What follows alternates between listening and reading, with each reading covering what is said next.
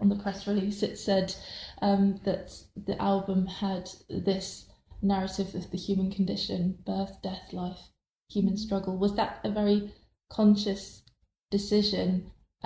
Did you want to make a concept album, I suppose? I would say it's probably not necessarily a concept album. We kind of wanted to present something that really did reflect our kind of live performance experience for an audience. Yeah.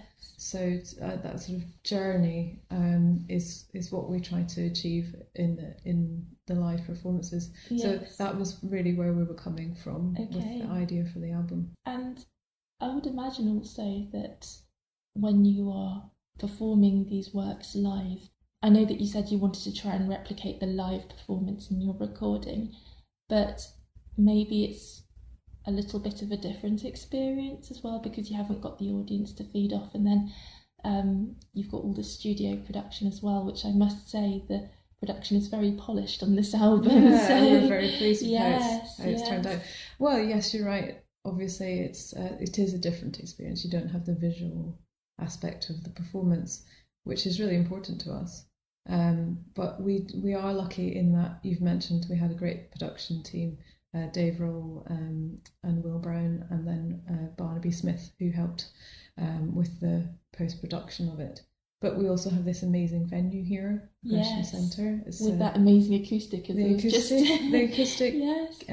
Really kind of helped us in the recording process to create that sense of atmosphere. So, and I think also when you're working in an acoustic like that, you can get away with quite a lot, can't you? You can do, but not when there are two people with headphones on in here. They can do all the mastering and stuff. They can, turn a dial and they were pretty hard taskmasters in there. Oh, really? That's interesting. No, we're quite used to this lovely acoustic, and it really does support singing. But we're also used to performing in lots of different venues. So, in fact, where we're sitting right now, we often conduct some of our rehearsals in here because it's very true. So you can't really hide behind anything in here, and it helps us to. We're really focused on really working hard to get the tuning, the intonation, everything kind of really as tight as we can. Yes. So, can you tell me a little bit more about your rehearsal process, and how often do you rehearse, and what does a typical rehearsal look like? Sure. Well, it depends. How often we rehearse depends on whether we're preparing particular projects. To prepare for the O Radiant Dawn concert programme, which we are currently touring, and we have a lot of dates in the diary to promote the album with this the same titled concert program.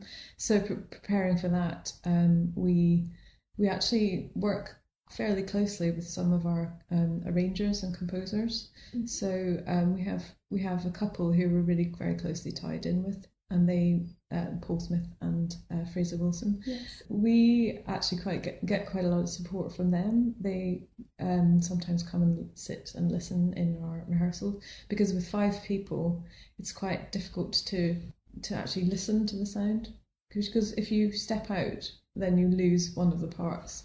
So if you step out to listen to what's going on, then you're losing a part. So it's often really helpful for us to have kind of extra pair of ears. Yes. And a pair of ears that we kind of trust really well and know well.